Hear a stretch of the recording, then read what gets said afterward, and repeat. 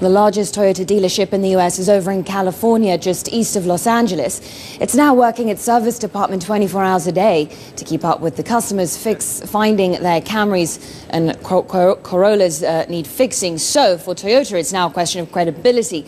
The Japanese car maker needs to restore its image. And if there's one man who knows about the importance of public perception, it's Bernard Bauhofer from Sparring Partners. His company advises businesses on reputation management. He joins me from Zurich now.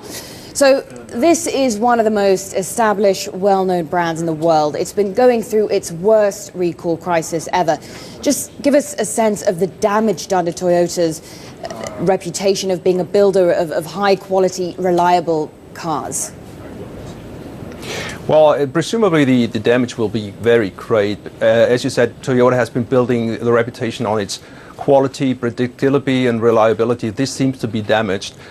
Besides the financial crisis, it takes years to rebuild the reputation. We know it from Audi, who had similar problems in the US a couple of years ago. It took them 20 years to rebuild their fabulous reputation as an engineering company.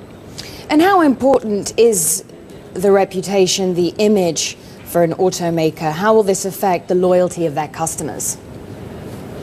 The intangible factors, brand experience, reliability, all the intrinsic values of a brand are crucial for buyers to take the choice to select a brand. And Toyota has been very strong in that, but it looks like it's really losing its reputation and the brand value. And we heard it that the brand value decreased by almost 30% within a fraction of time. It took Toyota years to build it up.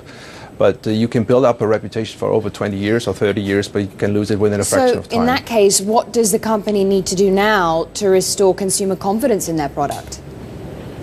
It has to communicate clearly. It looks like Toyota is close to neglect and play down the problem or even deny it. We know that from Japanese mentality, they're not really convinced to take drastic measures, but that's exactly what the company needs. It has to resize the production. It may also need help from abroad. In the 80s, European manufacturers asked for help from Japan. It might be now the reverse situation.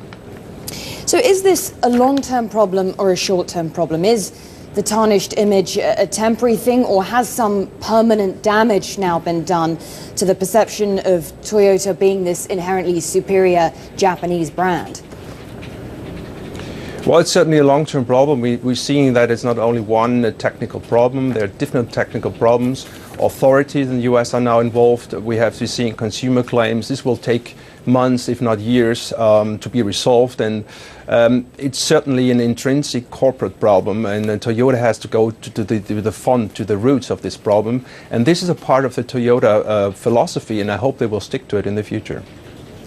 So typically, I know this is how long is a piece of string. It's difficult to gauge for you, but typically, how long would it take a company like this to recover from a public relations disaster of this magnitude?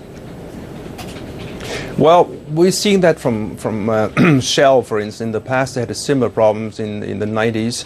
They took dramatic and drastic actions. The whole corporate management was involved in resolving the issue. It took them about a year to resolve it and regain their reputation, and they really improved their reputation outside. It very much depends on Toyota's willingness and ability to deal with this almost unmanageable situation. They have to move fast, and the faster they move, the sooner they will resolve the issue. Okay, thanks very much indeed for joining us, Bernard Bauhofer from Sparring Partners. Thanks very much.